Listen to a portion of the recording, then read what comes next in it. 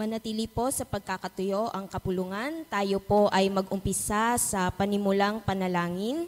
Aming Panginoong Diyos, aming Ama, pinupuri ka po namin, pinasasalamatan sa araw na ito na kami po ay iyong pinagtipon upang muli ay ikaw ay aming sambahin at itaas sa aming mga buhay, Panginoon. Maraming salamat po sa isang buong linggong nagdaan na kami po ay iyong kinalinga, pinatnubayan, binigyan ng proteksyon, Panginoon, at ginabayan sa aming buhay. Salamat po sa isang buong linggo na napagtagumpayan po ang pamumuhay sa araw-araw. Dalangin po namin, Panginoon, na patawarin mo po kami sa lahat ng aming nagawang pagkakasala, Panginoon, sa isip, sa salita, sa gawa, maging ito man ay sadya o hindi nalalaman namin, Panginoon. Patawarin mo po kami, hugasan mo po kami ng iyong banal na dugo, ihanda mo po ang aming puso't isipan sa umagang ito para po sa pagsamba at pagpupuri sa iyo at upang sambahin ka sa Espiritu at katotohanan.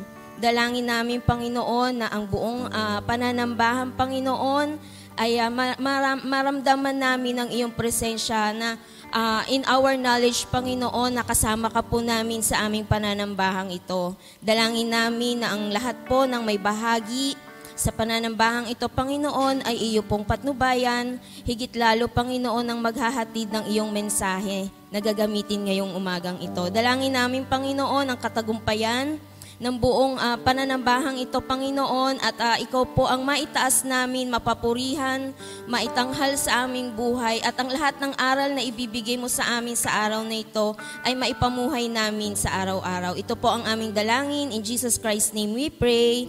Amen. Tinatawagan po ang kapatid na Casey sa pangunguna sa Praise and Worship Team. Isang pinagpalang umaga po sa ating lahat. Pakikamayan naman po ang ating mga katabi at sabihin natin, isang pinagpalang umaga. Sige po, habang po tayo ay kumakanta o umaawit para sa ating Panginoon, umikot po tayo at kamayan natin ang ating mga kapatid sa panambahan.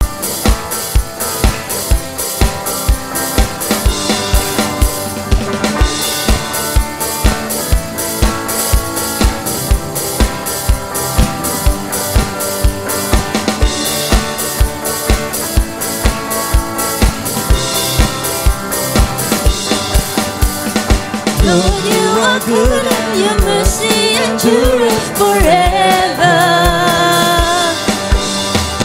Lord, you are good and your mercy endureth forever. People from every nation and tongue, from generation to generation, we worship you. Hallelujah, hallelujah, we worship you for who you are. We worship you. Hallelujah, hallelujah, we worship you for who you are. Lord, you are good.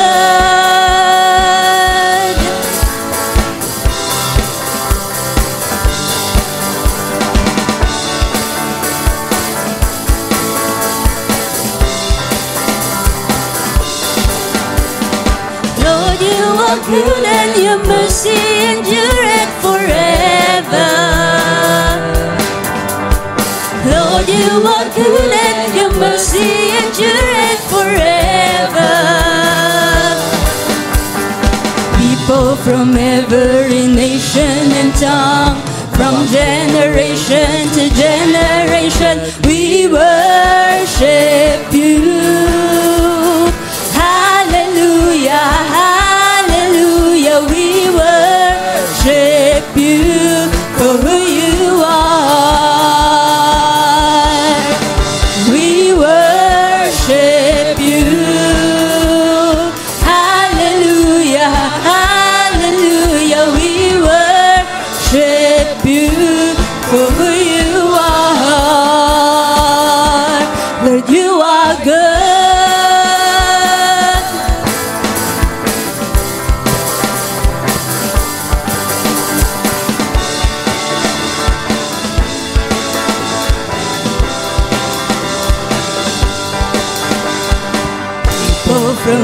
every nation and tongue. From generation to generation, we worship you. Hallelujah, hallelujah, we worship you for who you are. We worship you. Hallelujah, hallelujah, we worship you for who you are. We worship you. Hallelujah, hallelujah, we worship you for who you are. We worship you. Hallelujah, hallelujah, we worship you for who you are. Lord, you are good. Patuloy po nating awitan ng ating Panginoon.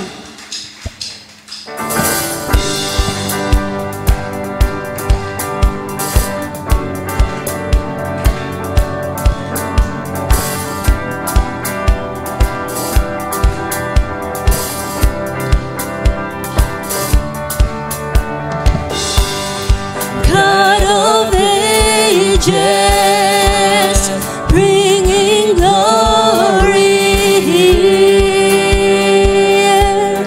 You are good, you are good.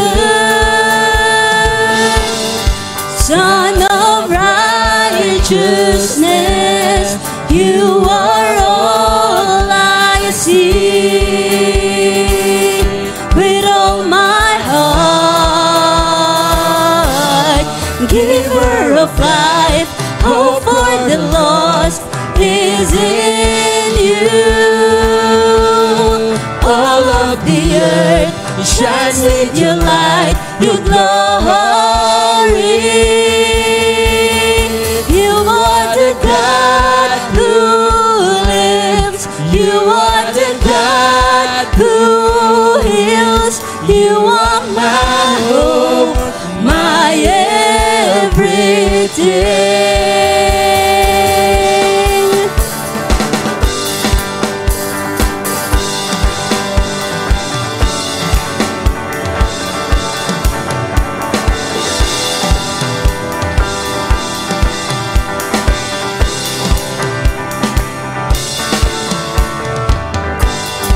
In your promise and your faithfulness, I will trust all my days. King forever, great in majesty, be glorified. Giver of life, hope for the lost is in you. All of the earth shines with your light, your glory. You are the God who lives. You are the God who heals. You are my hope, my everything. You brought salvation to us, offer your peace to the world. You are my hope, my everything. I'll trust in you. I trust in you. I trust in you. With all my heart, I trust in you. I trust in you. I trust in you.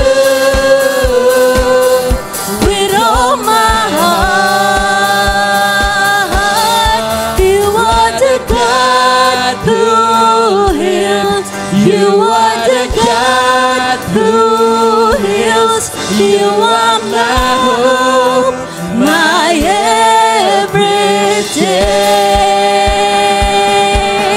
You brought salvation to us. Offer your peace to the world. You are my Lord, my everything.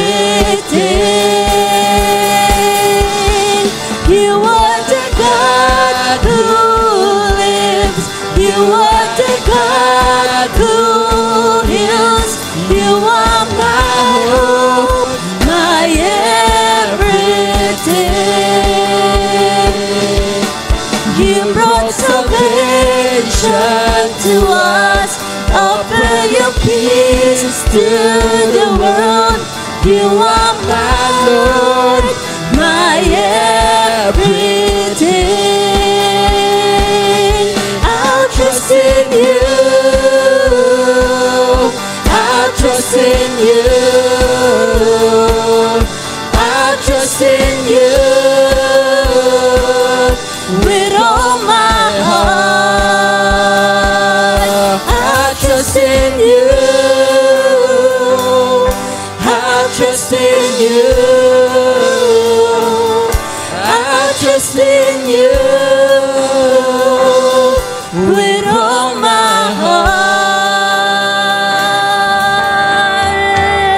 Yes, Lord God, all the praises and glory, Panginoon, binibigay namin sa iyo, Lord God. So as we continue singing, Lord God, ng papurit pagsamba sa inyo, samahan mo kami, Lord God, saliksikin mo ang aming mga puso't isipan, mangusap ka sa amin, Lord God, sa mga oras na ito. Dalangin ko, Lord God, na ang bawat isa ay linisin mo, Lord God. Ikaw, Lord God, ang magpaalala sa bawat isa kung gaano mo kami kamahal, kung gaano ka mahabagin sa bawat isa, Lord God. Ikaw, Panginoon, ang magturo at ikaw, Panginoon, yung mamuno at maging sentro ng panambahan sa mga oras na to, Lord God.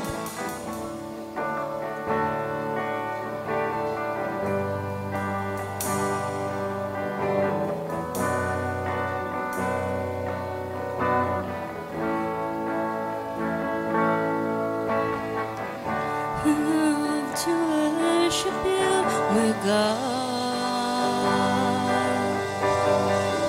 I love to worship you, my Lord, and see your Spirit fall in power, your love unfolding gifts from heaven.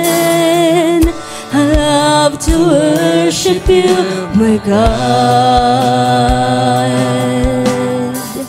I love to worship you, my Lord, and feel your precious breath of heaven, your all-consuming love. Holy Spirit, come in power, change my heart.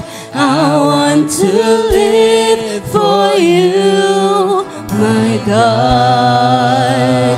Let your Spirit come in power, change my life, that I may live for you, my Lord.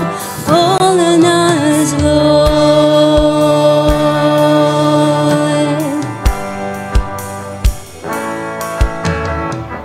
I love to worship you, my God. I love to worship you, my Lord, and see your Spirit fall in power, your love unfolding gifts from heaven. I love to worship you, my God. I love to worship you, my Lord, and feel your precious breath of heaven, your all-consuming love. Holy Spirit, come in power, change my heart. I want to live for you, my God. Let your Spirit come in power, change my life, that I may live for you, my Lord. Fall on us, Lord.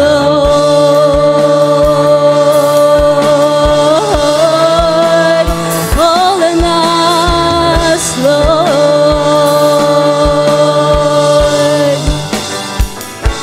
So I yearn for you, long to see you move. Lord, I lift my hands before my King and pray. So I yearn for you, long to see you move. Lord, I lift my hands before my King and pray. So I yearn for you, long to see you move. Lord, I lift my hands before my King and pray. Holy Spirit, come in power, change my heart. I want to live for you, my God. Let your Spirit come in power, change my life, that I may live for you, my Lord. Holy Spirit, come in power, change my heart. I want to live for you, my God. Let your Spirit come in power, change my life, that I may live for you, my Lord. Fall on us, Lord.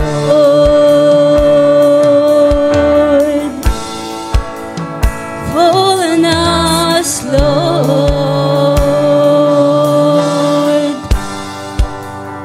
Fall on us, Lord.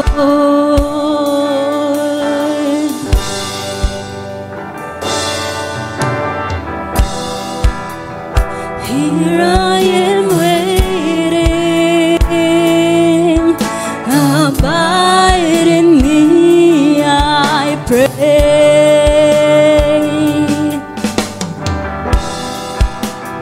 Here I am longing for you.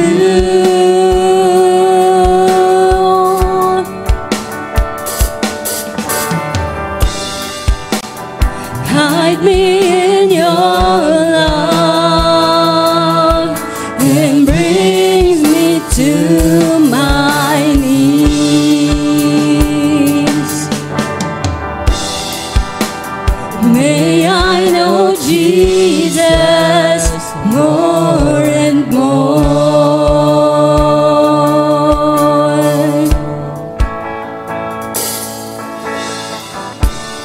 Come live in me all my life. Take over. Come breathe in me, and I will rise on eagle's wings.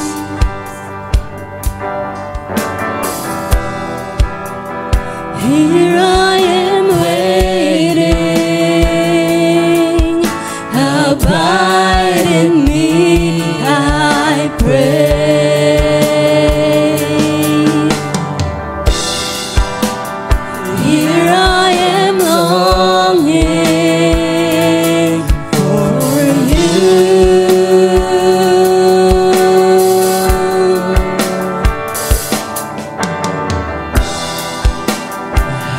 me in your love and brings me to my knees. May I know Jesus more and more.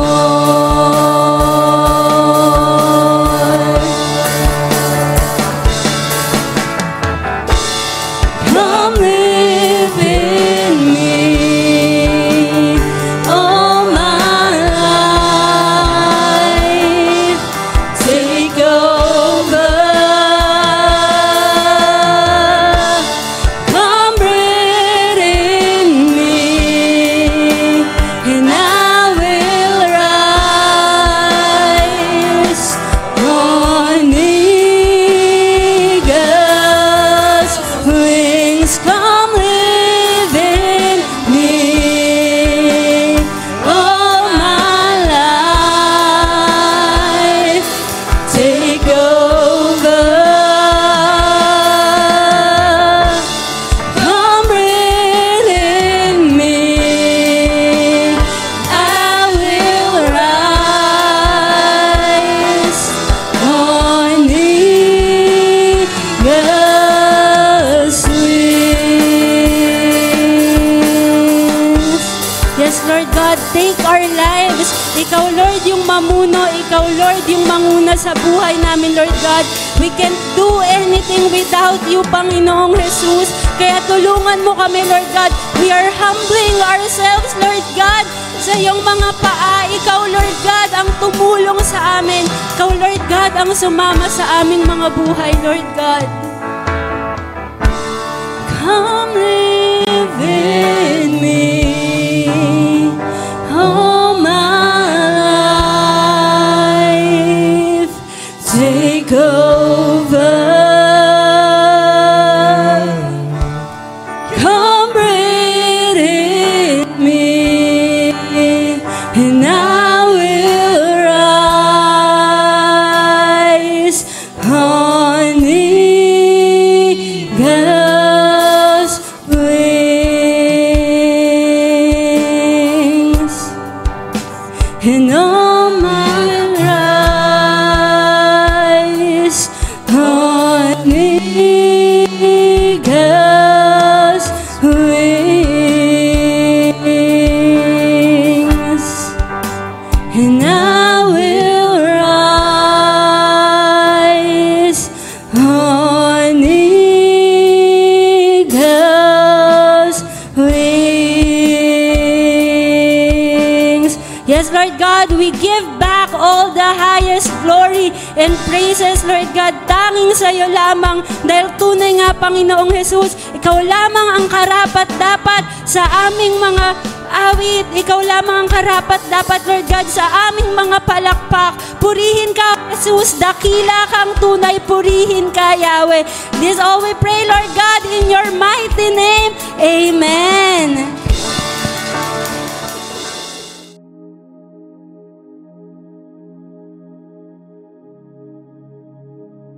Sige po, ating pong inanyayahan ang mga mayroong pong natatanging pagpapasalamat. Pwede pong palagay ng bangko para po sa mga senior po.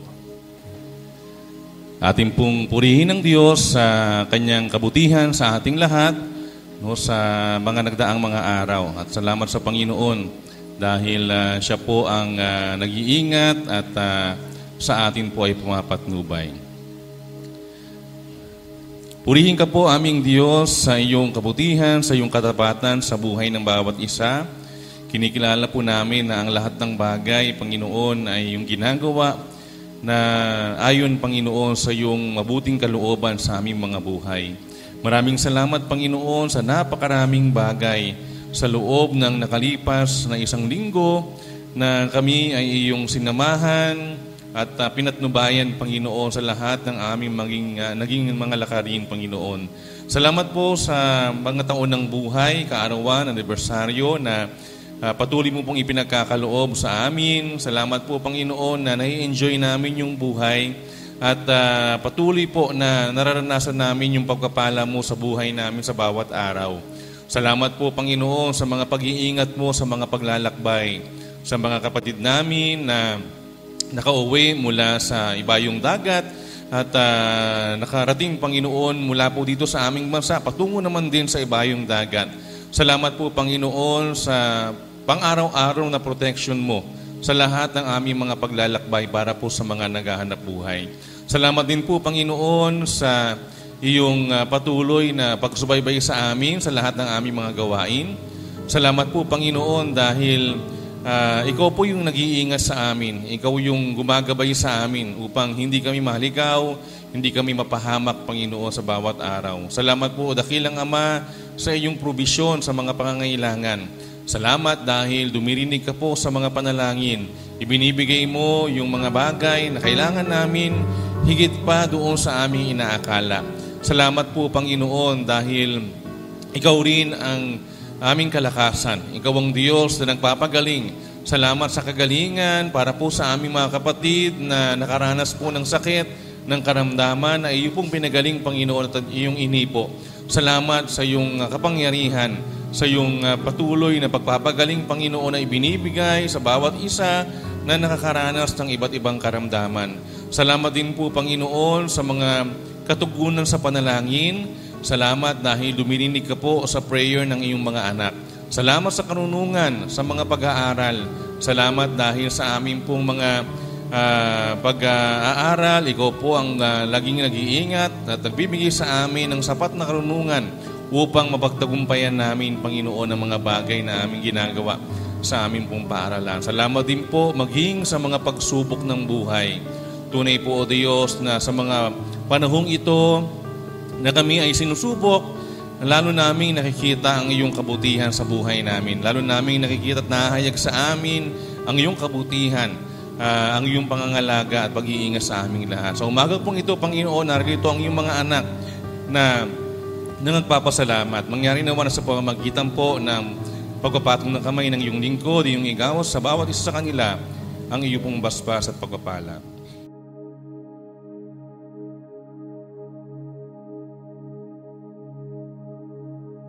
Magandang umaga po sa ating lahat. Ayan. So, ang huli ko pong pagtayo sa inyong harapan ay parang April. Tama po, no? Yung iba ho siguro ay hindi na ho kilala. Yung iba ay, sino ba tong magsasalita na to? Okay po. Ayan.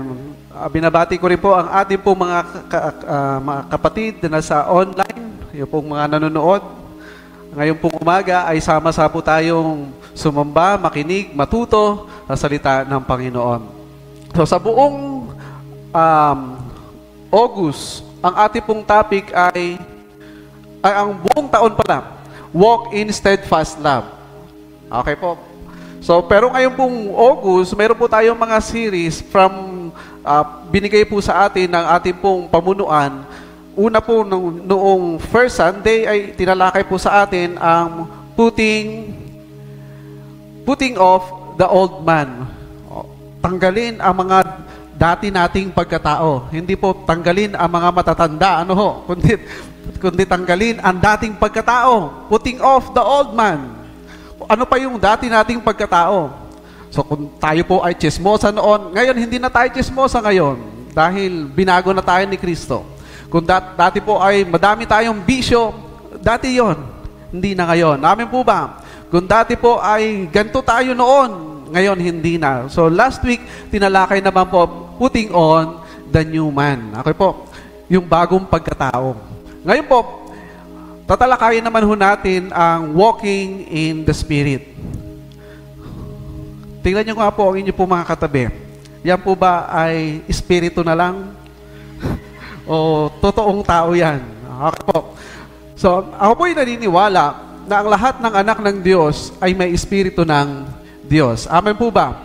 So, ang pagbabatayan po ng ating po pag-aaral ngayong umaga ay sa Colossus chapter 3, verse 15 to 17. Basahin po muna natin. Paghariin ninyo sa inyong puso ang kapayapaang kaloob ni Kristo sapagkat iyan ang dahilan kung bakit kayo tinawag sa isang katawan. Magpasalamat kayong lagi. Verse 16. ang salita ni Kristo'y hayaan ninyong lubusang manatili sa inyong puso, turuan ninyo at palalahanan ang isa't isa ng may buong karunungan.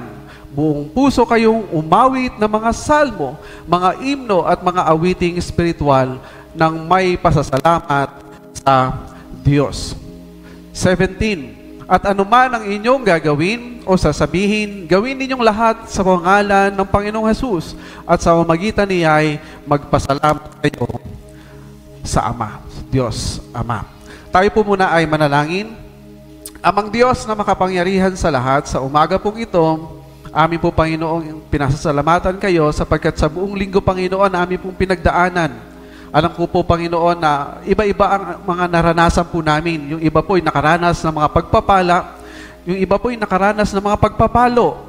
Yung iba po, Panginoon, ay nakaranas ng kaginhawahan. Yung iba ay nakaranas ng kahirapan. But we thank you so much, Father God, sapagkat alam niyo po ang lahat ng ito. Pinahihintulot niyo po ang mga bagay na ito sa aming mga buhay para kilalanin lalo namin kayo. Kayo ang nagbibigay ng mga pagpapala. Kayo rin po ang nagtutuwid sa aming mga buhay. Kaya Ama, samahan, tulungan niyo po kami ngayong umaga na maunawaan at maipamuhay po namin ang aming pong mapag-aaralan ngayong umaga. In Jesus' name we pray.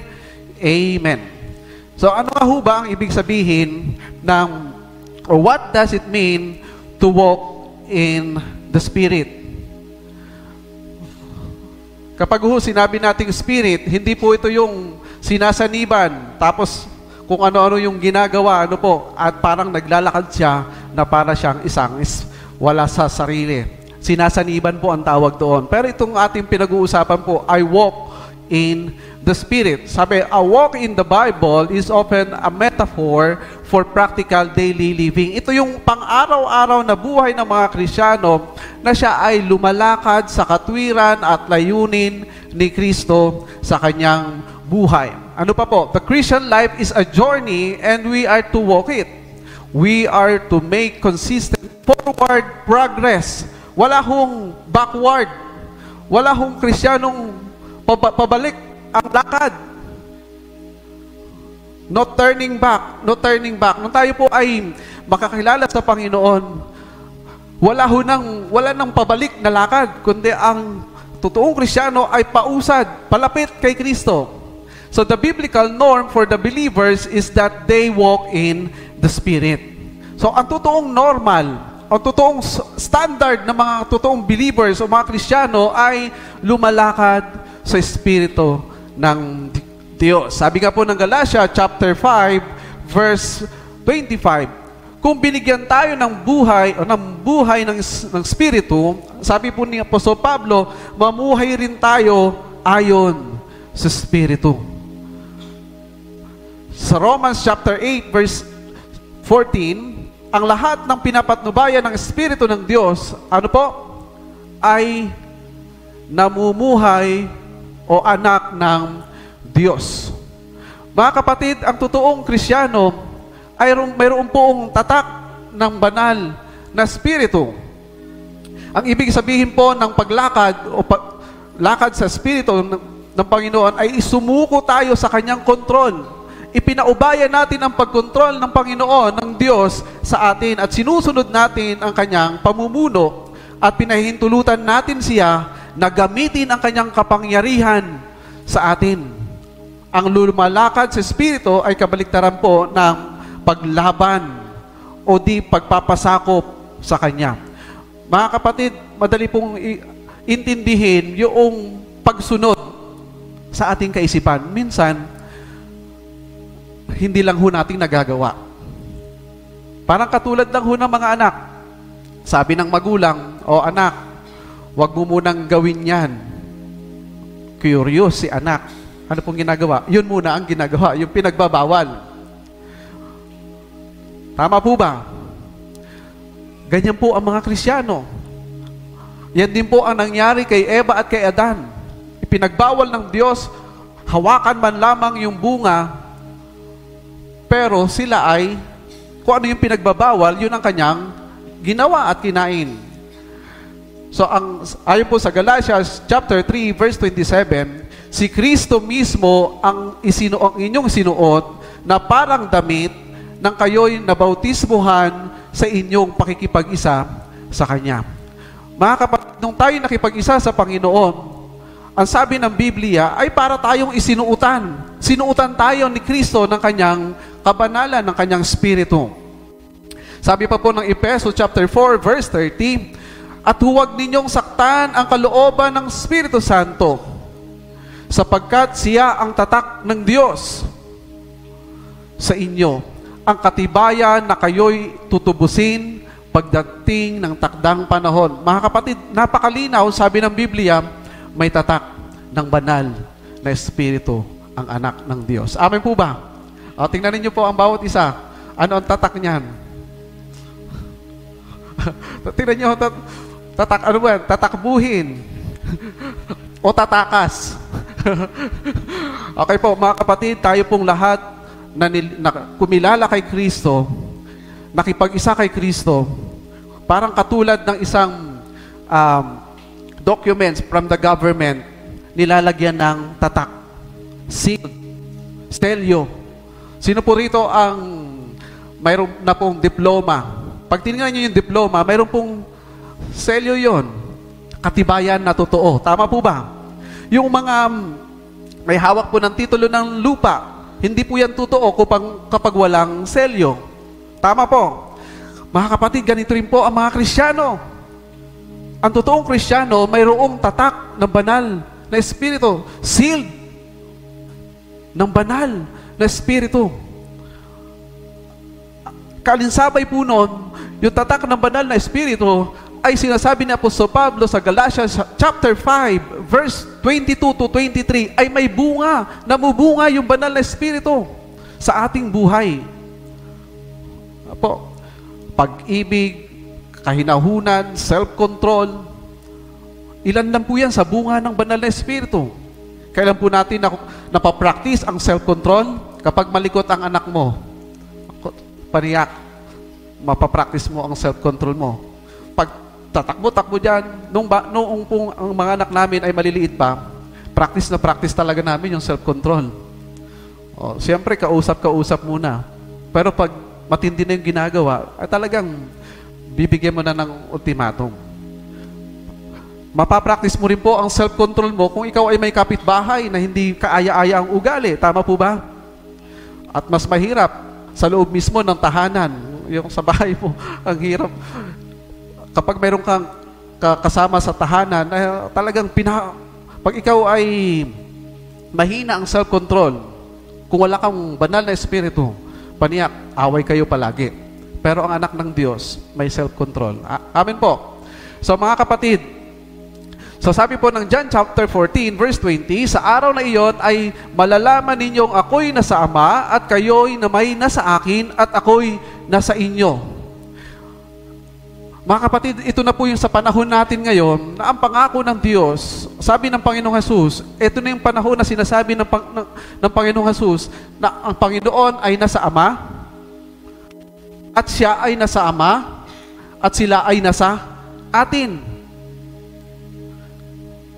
Kaya ang triune God po, mga kapatid, ay nasa atin. Tayong mga Kristiyano ngayon, ang representative ng Diyos.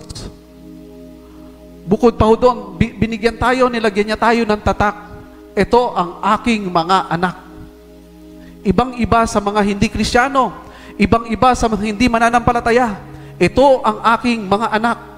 Mga kapatid, ang nakakalungkot, parang kapareho lang din ng mga makasanlibutan. Ang tanong, totoo bang anak ng Diyos ang mga ito? Ano sabi po ng Ama, ng Panginoong Jesus? Ako ay nasa Ama at ako naman ay nasa inyo. Ibig sabihin, magkasama ang triune God sa ating mga buhay.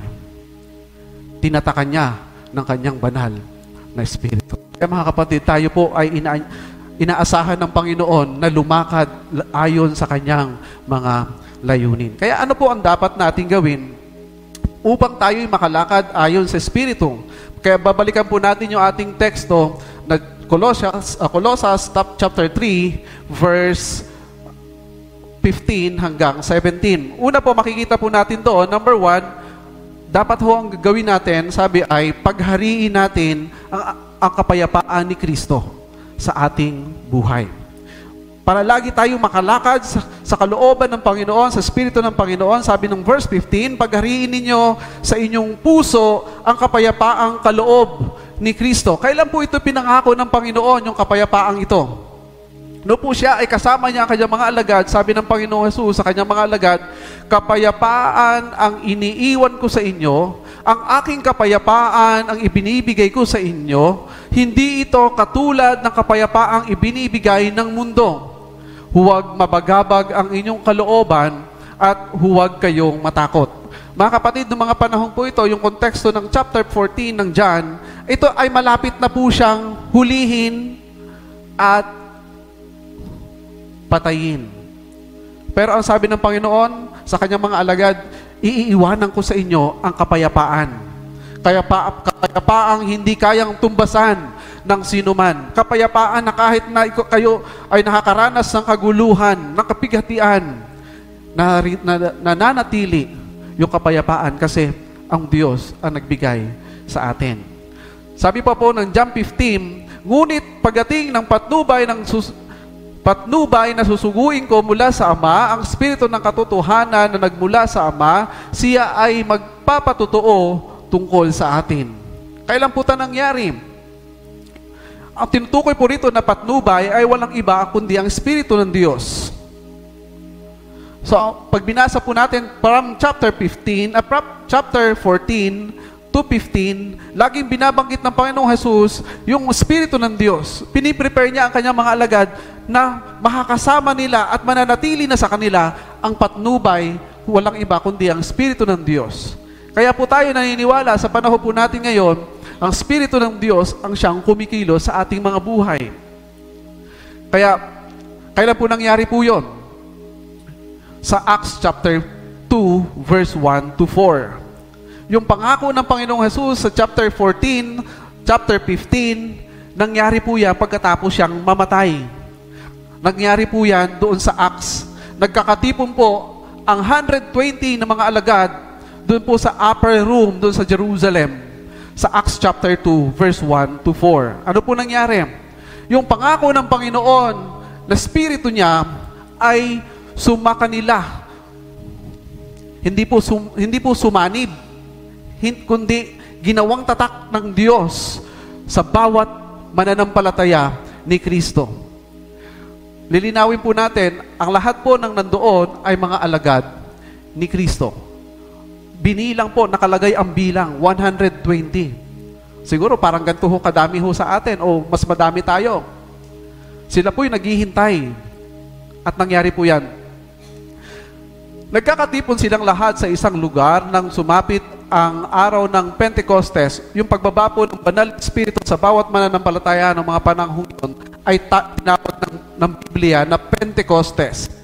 Sa verse 2, walang ano-ano, may ingay na nagmula sa langit na tulad ng ugong ng malakas na hangin at napuno nito ang bahay na kinaroroonan nila. Verse 3, may nakita silang parang mga dilang apoy na dumapo sa bawat isa sa kanila. Verse 4, at silang lahat ay napuspos ng Espiritu Santo at nagsimulang magsalita sa iba't ibang wika ayon sa ipinagkaloob sa kanila ng Espiritu.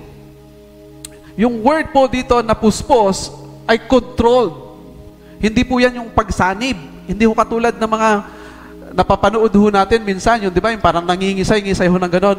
Sanib ho yun, hindi po yun. Kundi, puspos, controlled. Kontrolado ng banal na Espiritu ng Diyos ang lahat ng mga mananampalataya ng mga panahong yon. Ano pong binigay sa kanila? Espiritu ng Diyos. Kailan ipinangako ng Panginoon? Noong sa chapter 14 ng John. Makikita po natin. At nangyari po sa Acts chapter 2. So, ito po ang kapayapaan na bigay ng Panginoon. Hindi matutumbasan. Kaya mga kapatid, unang bagay na kailangan po natin para tayo makalakad sa katwiran, sa Espiritu ng Diyos, ipamuhay natin yung kapayapaang nasa atin, which is, ang nagbigay po nun ay ang Espiritu ng Panginoon. Ang Espiritu ng Diyos. Pangalawang puntos po, ay ano ang ating gagawin upang tayo ay makalakad? Hayaan na manatili ang salita ni Kristo sa ating puso. Hayaan. Mismo ang Panginoong Hesus po ang nagsabi, kung nanatili kayo sa akin at ang aking mga salita sa inyo, ano man ang inyong maibigan ay pagkakaloob sa iyo. Sabi mo sa verse 16, ang salita ni Kristo ay hayaan ninyong lubusang manatili sa inyong puso. Saan po nakuha yan? Actually po si Apostol Pablo ang nagsasabi nito sa mga taga-Kolosas. Yan po ay galing po sa sinasabi ng Panginoong Hesus mismo sa John chapter 15 verse 4 to 7. Sabi niya, manatili kayo sa akin at mananatili din ako sa inyo. Hindi magbubunga ang sangang hindi nananatili sa puno. Gayon din naman, hindi kayo makabubunga o magbubunga kung hindi kayo mananatili sa akin. Verse 5, kung ang puno ng ubas, ako ang puno ng ubas, sabi ng Panginoon, at kayo ang mga sanga. Tingnan niyo po, kung sanga talaga yan ng Panginoon, ang inyo po mga katabi. Ayan. Wag to syunga-syunga po, kundi sanga. Sanga ng Panginoon. Ang nanatili sa akin at ako sa Kanya, ang siyang nagbubunga ng sagana, sabi ng Panginoong Hesus, sapagkat wala kayong magagawa kung kayo'y hiwalay sa akin. Ang hindi nanatili sa akin, gaya ng sanga, ay itatapon at natutuyo. Ang ganoong mga sanga ay tinitipon, inihagis sa apoy at nasusunog. Malinaw po mga kapatid. Doon pa lang sa sinasabi ng Panginoon, kailangan po mayroon tayong initiative. Yes, tayo po'y nakakilala sa Panginoon. Pero may bahagi palagi. Tayong mga tao. Ano po ang binigay na bahagi ng Panginoon? Piliin natin lagi ang kanyang mga salita na dapat nating sundin. Pansinin po ninyo sa verse 6, ano ang gagawin ng Diyos sa mga taong hindi nanatili sa Kanya? Susunugin. Ano pong nagpapakita nito? Impyerno ang tulo. Impyerno. Baka sabihin ninyo, Pastor, yung bahay namin, impyerno. Di ba, minsan, may mga tahanan na sinasabi, ewan ko ba dyan sa iyong nanay na yan? Putak ng putak. Parang impyerno na tong bahay na to.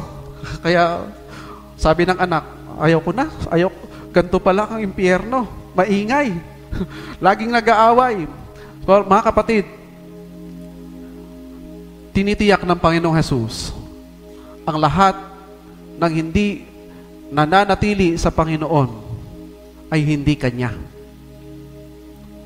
Ang pipiliin po ninyo ay ang mga nasa kabilang bahagi. Sa verse 7, kung nanatili kayo sa akin at nanatili sa inyo ang aking mga salita, hingin ninyo ang anumang nais ninyo at matutupad iyon para sa inyo. Napakaganda ng mga promise ng Panginoon. Napakaganda ng naisin ng Panginoon sa bawat mananampalataya, sa bawat nakikiisa. Kaya nga po, ang laging binabanggit ng Biblia, nakipag-isa kay Kristo. Ibig sabihin, yung prinsipyo ni Kristo, ang siya nating inakap at ginagawa. Parang katulad po ng mag-asawa. Ang bawat mag-asawa ay pinag-isa. Ang lahat ng decision nila ay dapat nilang pinag-uusapan dahil sila ay iisa. Ngayon po, tayo po mananampalataya, pag gumawa tayo ng mga decision, kukonsulta natin sa ating Panginoon kasi tayo nakipag-isa sa Kanya. Panginoon, tama po ba ito? Na kalooban po ninyo ba ito? Ipinapanalangin po natin kasi nakipag-isa tayo sa Kanya. Ang kagandahan po doon, kapag nakipag-isa tayo sa Panginoon, ginagawa natin ang Kanyang kalooban, ano man ang ating hingin, ay ipagkakaloob sa atin ng Panginoon. Tingin ko po, ang hihingin natin sa Kanya ay ang kalooban ng Panginoon. Wala tayong hihingin sa Kanya ng hindi kalooban ng Panginoon. Dahil ang mga nakipag-isa kay Kristo, ang priority nito ay ang Diyos sa kanyang buhay. Mayroon pong 3 bagay tayo makikita o mangyayari sa isang Kristiyano kung siya ay nananatili kay Kristo. Ayon po doon sa verse 16, sabi po, turuan ninyo at paalalahanan ang isa't isa ng may buong karunungan. Ano po mangyayari? Pag ikaw po ay nanatili kay Kristo, matututo ka. Habang ikaw ay natututo, ikaw din ay magtuturo sa iba. Katulad po namin ngayon, ako po ay bilang isang pastor, ako naman po ay dating katulad po ng mga kabataang nasa sulok lamang, hindi nagsasalita. Yes or no lang po ang aking sagot. Pag tinanong lang po ako kung ano yung tanong, yan lang din ang sagot ko. Pero mga kapatid, hindi lang po pala doon ang aking buhay. Hindi lang pala yun ang purpose ng Panginoon. Ang purpose ng Panginoon, gamitin ako sa kanyang mga anak. Mga kapatid, ganun din po. Naniniwala ako, ganun din po ang nais ng Panginoon sa inyo. Someday, magtuturo din kayo, mga kabataan, magtuturo din kayo sa susunod na mga henerasyon. At mayroon ding magpapaturo. Kung ikaw ay mananatili ngayon, bukas, hanggang sa dulo ng buhay mo, matututo ka at matututo sa Panginoon. Pangalawa, sabi po, buong puso kayong umawit ng mga salmo, mga himno at mga awiting spiritual. Ang totoong nananatili kay Kristo, hindi po yan manatiling nakatingin lang at hindi aawit at sasamba sa Diyos. Sabi po, ang mangyayari kapag tayo po nananatili kay Kristo, hindi ka maaaring hindi sasamba sa Diyos. Aawit at sasamba ka sa Panginoon. Amen po ba? Hindi yung mananatiling at tagapanood ka lamang sa mga nagpapaawit. Hindi po. Kasi ang purpose po kung bakit tayo sumasamba, pag-isahin ang mga tinig ng mga anak ng Diyos na sumasamba sa Diyos.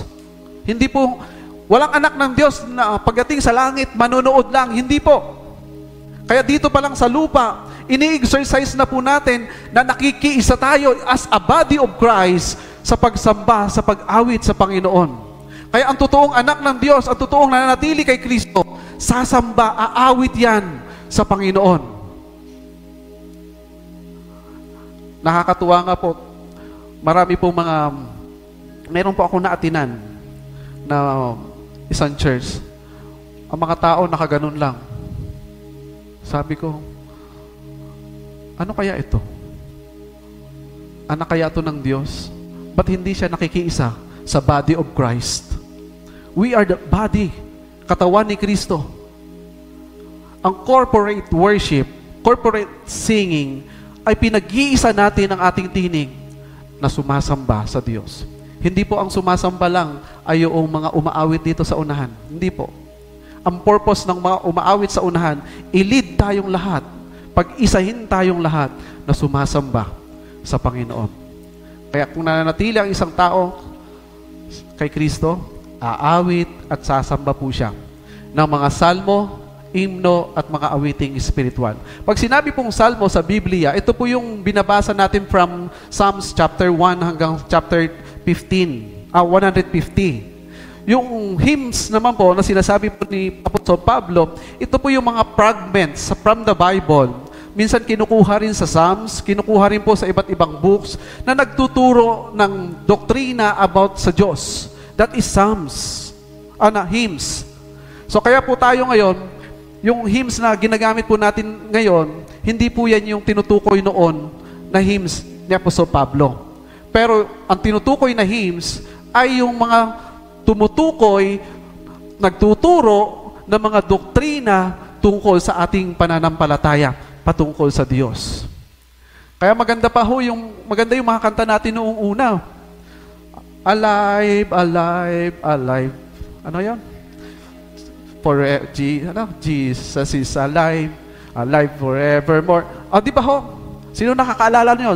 Paniyak, siguro kami lang. Kami lang. Yung mga kabataan, hindi na yung alam. Pero napakaganda ng mensahe ng awiting yon. Totoo. Tama po ba?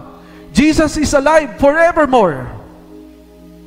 Ano pa? This is the day that the Lord hath made. Di ba? Sino po nakakaalam niyan? Parang tayo na lang, no?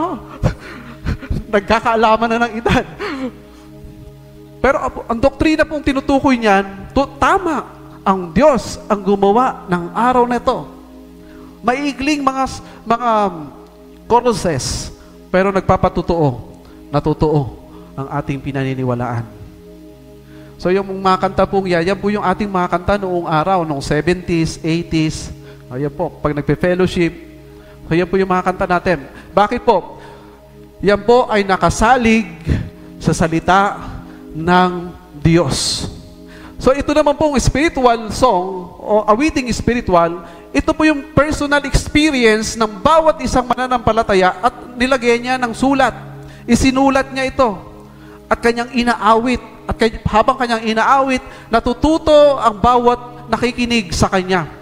Kaya po yung psalms, hymns at saka spiritual song ay magkasama nating ginagamit sa pagsamba sa Panginoon para palakasin, pag-ibayuhin ang ating pananampalataya.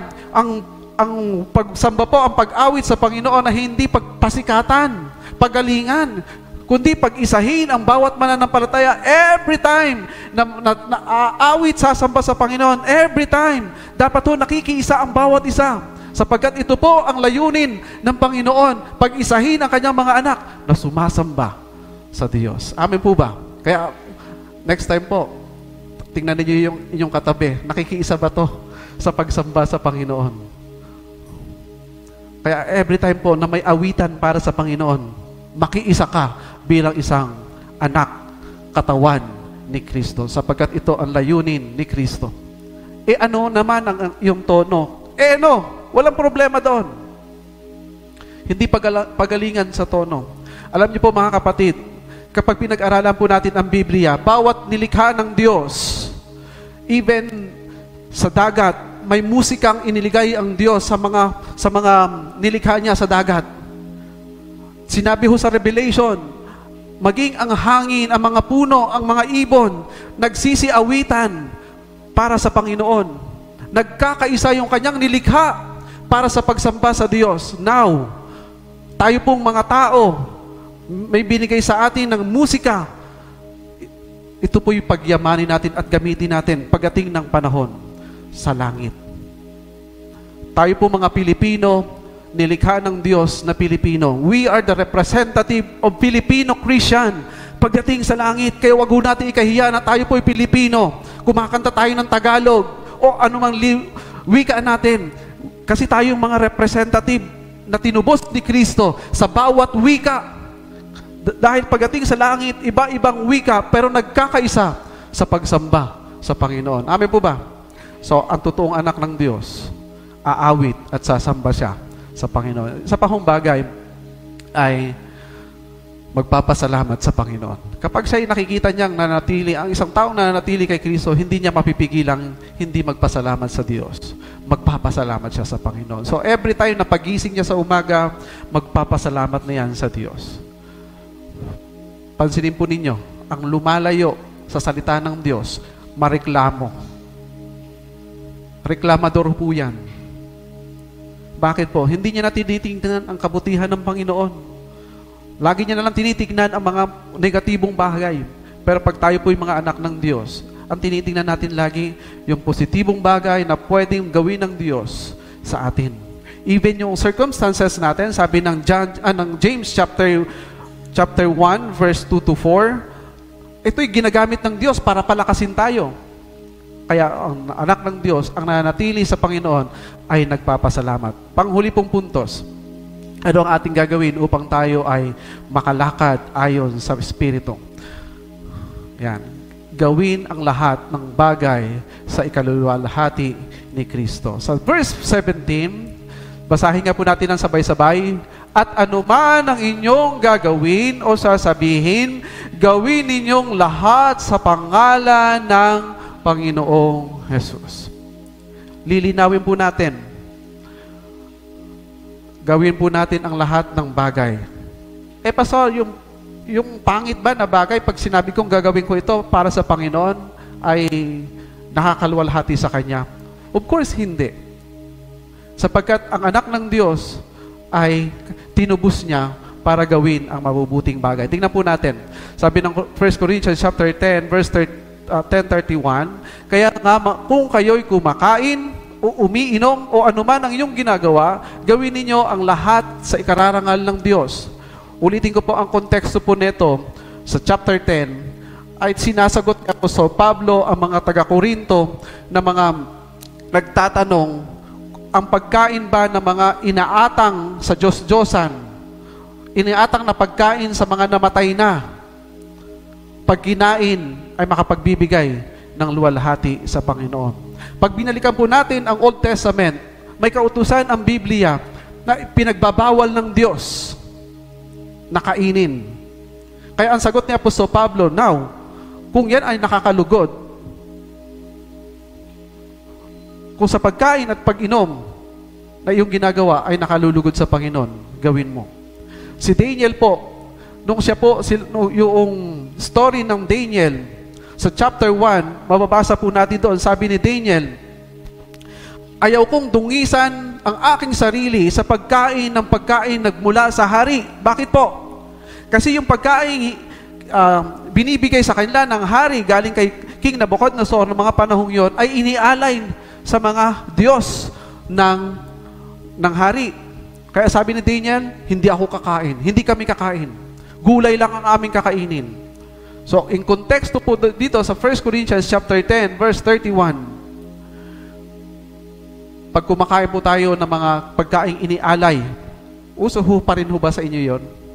Pag namatay pag may namatay sa isang pamilya, naglalagay ng pagkain sa sulok. Meron po kaming napuntahang patay ho sa Batangas. Pagtingin ko gano'n, may pagkain sa sulok. Alay po, pagkain ng namatay. Ito po yun. Now, kung ilalagay po natin sa konteksto sa atin sa panahon natin ngayon, ano po ang ating ginagawa o kinakain kung makakalugod yan sa Panginoon? Dapat ginagawa natin to sa ikararangal ng Diyos. So, sa Colossus chapter 3, verse 23, ganoon din po, ano man ang inyong ginagawa, gawin ninyo ng buong puso na parang sa Panginoon kayo naglilingkod at hindi sa mga tao. So, every time na may ginagawa po tayo, ang mindset natin, pag tumulong ka sa isang kapwa o gumawa ka ng isang bagay, gawin natin para sa Panginoon. Ano pa? Ephesians chapter 2, verse 10. Ito po yung gusto kong bigyan diin natin.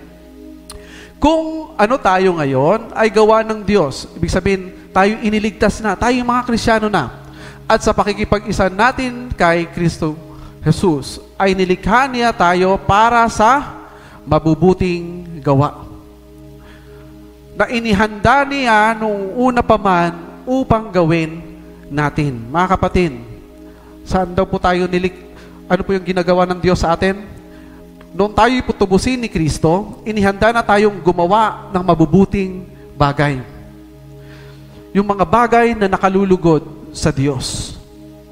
Kaya yung mga bagay na hindi nakalulugod sa Diyos, ay hindi yun ang pinagagawa sa atin ng Diyos. Tama po. Kaya, marapat lamang po pagtuunan natin ng pansin para makalakad tayo sa layunin, Espiritu ng Diyos. Ang lahat ng bagay ay ilagay po natin sa ating puso't isipan na gagawin ko ito na lahat na mabubuti para sa kailalwalhati, kaikararangal ng aking Panginoong Hesus Kristo. Mga kapatid, at anuman ang inyong gagawin, sabi ng verse 17, o sasabihin, gawin ninyong lahat sa pangalan ng Panginoong Hesus at sa pamamagitan niya ay magpasalamat kayo sa Diyos. Magagawa lamang ng isang Kristiyano ang lahat ng bagay para kay Kristo kung siya ay nagpapapilalim sa kapangyarihan ni Kristo. Mahalaga na siya ay kontrol ni Kristo. Paano siya magiging kontrol ni Kristo? Mga kapatid, yung Colossus chapter 3 verse 15 to 17 ay mayroon pong parallel po yan doon sa Ephesians chapter 5 verse 19 or 18 to 19. Tingnan po natin.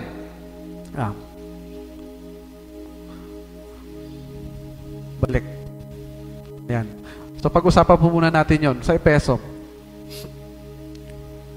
So sa Efeso, sinasabi rin po ng Apostol Pablo na umawit ng himno, ng salmo at mga awiting espiritual. Mga puspos kayo ng banal na espiritu. Prior po sa mga verses na yon, sa chapter 5, mayroong sinasabi si Apostol Pablo, huwag kayong maglalasing. Instead, kayo ay mag-aral ng salita ng Panginoon. Maging control kayo ng banal na espiritu. So paano tayo magiging control ng banal na espiritu? Number 1, siya ay namumuhay ayon sa salita ng Diyos. Paano tayo mamumuhay sa salita ng Diyos kung hindi naman natin alam ang salita ng Panginoon? Ang isang bagay na alam po natin na tama at hindi po natin ginawa, sabi ng James, chapter 5:17 po yata yun. Sorry, hindi ko po maalala. Ay nagkakasala ang isang taong alam niya yung tama pero hindi niya ginagawa, ay nagkakasala. So, ang dapat po nating tandaan, mga kapatid, lahat ng natututunan po natin sa salita ng Panginoon, pagbulay-bulayan natin, pag-aralan natin, at yun ang ating ipamuhay. Pangalawa po, ang prinsipyo ni Kristo ang nasa kanyang puso at isipan. Mangyayari lang po ito kapag ang salita ng Panginoon ang siyang ipinapasok natin sa ating isipan. Kung bakit ang isang tao o ang isang bata po ay nakapagmumura kasi ang environment niya po nagmumura. Yun ang pumapasok sa kanyang isipan. Tama po ba? Nakukurap dahil sa paligid niya. Ngayon, paano yun maaalis? Habang siya ay lumalaki, dumadami yung mga bagay na hindi magaganda sa kanyang buhay. Sabi ng Romans chapter 12, verse 1 and 2, palitan, baguhin. Paano mapabago? Sa pamamagitan ng salita at prinsipyo ng Panginoon. Kaya kailangan po, yung prinsipyo ni Kristo ang siya nating ginagawa. Kung hindi nakalulugod sa Panginoon, tigilan mo na. Yung mga bagay na hindi nakalulugod sa Panginoon, tigilan mo na. Kung ikaw estudyante, huwag kang mangopya kasi hindi naman nakalulugod sa Panginoon. Or either, huwag kang magpakopya. Tumulong ka sa pagre-review, tulungan mo silang umangat, hindi yung ibigay mo na lang ang sagot. Ganon din po, pag nagtatrabaho ka, huwag kang mandaya, huwag kang mag-uwi ng mga office supplies. Di ba, mayroon mga ganon?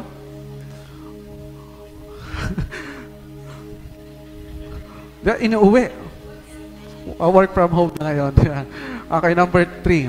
Siya ay totoong nagpapasakop kay Kristo. Ito po yung mga tatlong bagay na pwede ho nating tingnan para tayo po ipatuloy na makalakad sa salita ng Panginoon. Efeso chapter 5, ito na po yung binabanggit ko kanina. Huwag kayong maging hangal, mga kapatid. Yung word na hangal dito, kapag tin-translate po natin sa ating ginagamit na salita ngayon, yan na po ay T-A-N-G-A. Ano sabi po ni Apostol Pablo? Huwag kayong maging hangal. Nakaraniwang ginagamit po natin ngayon, T-A-N-G-A. Masakit po pakinggan. Pero yan po ang ginagamit ng Biblia sa mga taong hindi nakikinig sa salita ng Diyos. Sino po yon? Mga hindi mananampalataya. Gusto nyo hubang sabihan kayo ng Biblia na ganun din kayo? Sa halip, unawain ninyo kung ano ang kalooban ng Diyos. Verse 18, huwag kayong maglalasing. Ito po yung nabanggit ko kanina. Sapagkat sisirain lamang niya ng iyong buhay. So bakit po binanggit ang paglalasing? Once na po ang isang tao ay controlled ng alak, hindi niya na alam kung ano ang kanyang ginagawa. Sisirain niya ang kanyang pagkatao, sisirain niya na ang reputasyon ng kanyang pamilya, ng kanyang mga mahal sa buhay. Ilang video na po ang dumaan sa aking wall. Yung mga nagwawala sa tindahan, nagbabasag ng kung ano-ano. Anong dahilan? Lasing. So, yung word po na puspos o yung sabi po dyan, sa halip ay dapat kayong mapuspos ng Espiritu. Bakit po? Dahil may prior na sinasabi ang Apostol Pablo. Control. Yung word na puspos po dyan, control. Dapat hindi kayo maging controlled ng sino man, ng ano pa man. Bilang isang Kristiyano, dapat ang isang nagkumukontrol lang sa iyo ay ang Espiritu ng Diyos. O sa mga asawang lalaki, minsan control ng asawang babae. Kung sa ikabubuti, why not? Kung siya ang ginagamit ng Diyos para ikaw ay ituwid, why not? Pakontrol. Mga kapatid, tayo pong ay sama-sama lamang naman naglalakad patungo kay Kristo. Kami po mga pastor, kami pong nagpapahayag ng salita ng Panginoon, ginagamit lamang para ituwid ang ating pamumuhay. Ituwid ang ating pagtingin sa Panginoon. Kung kayo po ay nakakaranas na kayo po ay tinatamaan ng salita ng Panginoon, ngayon na po ang pagbabago. Hindi po bukas. Ngayon na po, ituwid na po natin ang buhay sa Panginoon. So sa inyong pag-uusap, sabi niya, gumamit kayo ng mga salmo, same po sa Kolosas, mga himno at mga awiting espiritual. Buong puso kayong umawit at magpuri sa Panginoon. Imbis na maglasing o kung anumang mga bagay magkokontrol sa iyo, ang sabi ng Apostol Pablo, magpakontrol kayo sa Espiritu. Mapuspos kayo ng banal na Espiritu. At yung Espiritong nasa sa inyo, tatak sa atin. Tinatakan tayo ng Diyos na tayo'y kanyang mga anak. Inialis. Mga kapatid, inalis po tayo. Saan? Sa kultura ng makamundo. Kaya ano po, ang mga anak ng Diyos ay sinasabi ng Panginoon, ibinukod niya, inalis niya. Saan? Sa gumagawa ng hindi kanais-nais niya. Hindi po literally, inalis ka sa lugar. Kundi yung iyong pananaw, inalis ka na sa lugar na yon. Ano po ang palatandaan? Ang kanyang Espiritu.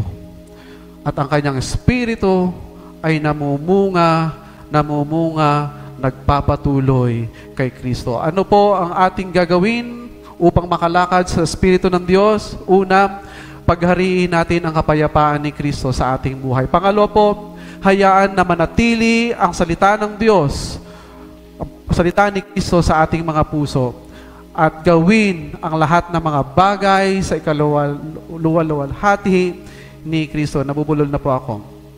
So, mga kapatid, sama-sama po tayong lumakad sa Espiritu ng Panginoon. Pagpalain po tayo ng Panginoon. God bless po.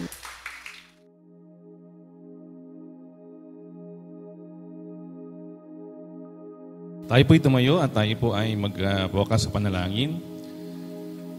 Ating purihin ng Diyos sa umagang ito sa kanyang pagsama sa atin sa ating kalagitnaan. Purihin ka po aming Panginoon sa iyong presensya. Purihin ka Panginoon sa iyong pagsama sa bawat isa, sa mabiyayang pagsamba at sa aming pong pagkikinig at pag-aaral ng iyong mga banal na salita.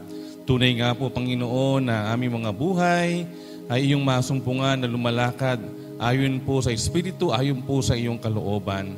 Ingatan mo kami, Panginoon, sa aming pong paghiwa-hiwalay pauwi patungo sa aming mga tahanan. Ikaw po ang mahayag at maitaas ang aming mga buhay. Maluwalhati namin sa lahat ng aming gagawin sa buong isang linggo.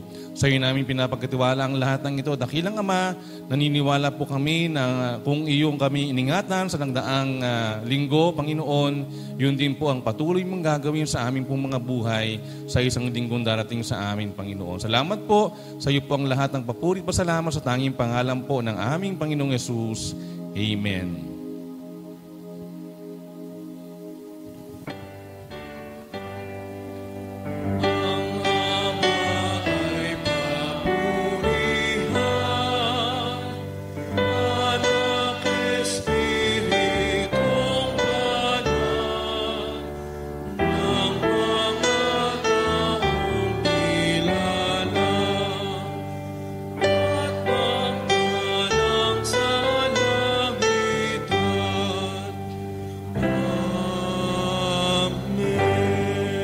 Mga pinakamamahal, naway sumaating lahat ng pagpapala ng Panginoon Kristo, ang walang hanggang pag-ibig ng Diyos Ama, ang pakikipisa at kaaliwan, buhat sa banal na Espiritu mula ngayon pagpasawalang hanggan. Amen.